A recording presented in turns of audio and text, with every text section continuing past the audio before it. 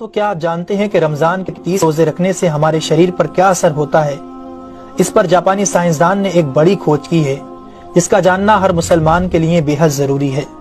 جاپانی بایولوجسٹ یوشونوری اشومی ایک سائنسدان ہے جن کو 2016 میں میڈیسن پر نوبل پرائز دیا گیا۔ ان سے جب پوچھا گیا کہ آپ نے کون سی ایسی چیز بنائی ہے جس کی بنا پر آپ کو دنیا کا سب سے بڑا انعام نوبل پرائز دیا جا رہا ہے، تو انہوں نے کہا تھا کہ میں نے کینسر کی ممکنہ دوا کھوج لی ہے، اور اس بات پر دنیا نے بڑے پر انداز میں ان کی کاوش کو سراہا اور مبارکباد دی گئی۔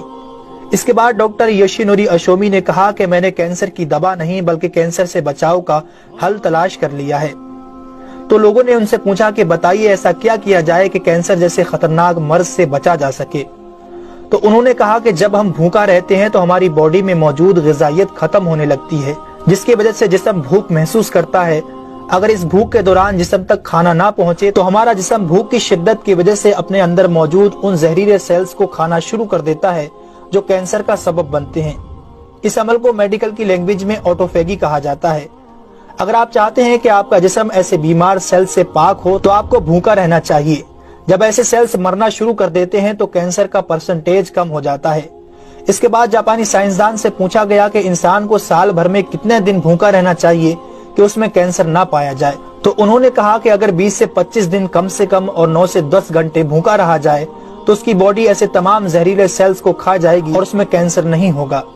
اے میرے پیارے رب کریم، آج ہمیں سمجھ آیا کہ مومن پر روزے کیوں فرض کیے گئے، اور آج مجھے اس احادیث پاک کی بھی سمجھ آ گئی جس میں آپ صلی اللہ علیہ وسلم نے فرمایا کہ ہر شے کی زکوٰۃ ہے اور جسم کی زکوٰۃ روزہ ہے۔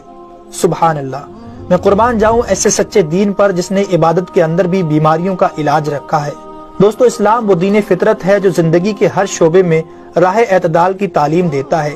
اس لیے آج نہ صرف مغرب میں زیادہ کھانے کو ناپسند کیا جاتا ہے بلکہ اسے انسانی صحت کے لیے بھی نقصان دہ سمجھا جاتا ہے۔ اللہ تعالیٰ نے اپنے پیارے محبوب حضرت محمد صلی اللہ علیہ وسلم پر وحی نازل فرمائی، کھاؤ پیو اور حد سے نہ بڑھو، بے شک وہ حد سے بڑھنے والوں کو پسند نہیں فرماتا۔ اس کے علاوہ حضرت ابو ہریرہ رضی اللہ تعالیٰ عنہ سے روایت ہے کہ رسول اکرم صلی اللہ علیہ وسلم نے ارشاد فرمایا، کھاؤ پیو اور پہنو اور خیرات کرو بغیر فضول خرچی اور تکبر کیے۔ دوستو، انسان کو کھانے کی صرف تھوڑی سی مقدار کی ضرورت ہے جو انسانی جسم میں توانائی پیدا کر سکے، جتنی توانائی انسانی زندگی کے لیے ضروری ہے، اور جس سے اس کی صحت اچھی رہے اور وہ اپنی روزمرہ کی ذمہ داریاں پوری کر سکے۔ انسانی جسم کو جتنا کھانے کی ضرورت ہے اس سے زیادہ جسم میں داخل ہونے والا کھانا چربی بن جاتا ہے، جس کی وجہ سے انسان کا جسم بڑھ جاتا ہے، اس کی رفتار سست ہو جاتی ہے اور وہ بہت زیادہ تھکن محسوس کرنے لگتا ہے۔ اس کے علاوہ انسانی جسم بہت سے امراض کا شکار بھی ہو جاتا ہے۔ اسی لیے اللہ تعالیٰ نے روزے فرض کیے تاکہ 11 مہینوں کے دوران کھانے پینے کی بے احتیاطی کا ازالہ ہو سکے۔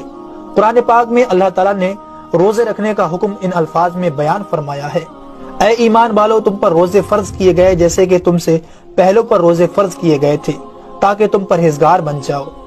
دوستو، قرآن مجید میں بیمار اور مسافر کے لیے روزے مؤخر کرنے اور جو روزہ نہ رکھ سکے ان کے لیے فدیہ ادا کرنے کا حکم دیا ہے۔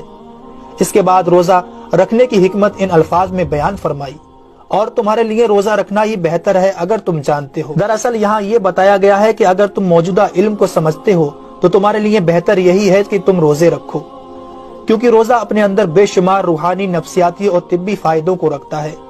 روزے کی طبی افادیت کی طرف نہایت مختصر مگر جامع اشارہ نبی اکرم صلی اللہ علیہ وسلم نے ان الفاظوں میں بیان فرمایا، روزے رکھو اور تندرست ہو جاؤ۔ اللہ رب العالمین ہم سب کو اس مہینے میں زیادہ سے زیادہ نیکیاں کرنے اور سارے روزے رکھنے کی توفیق عطا فرمائے، آمین ثم آمین۔ تو کیا آپ جانتے ہیں کہ رمضان کے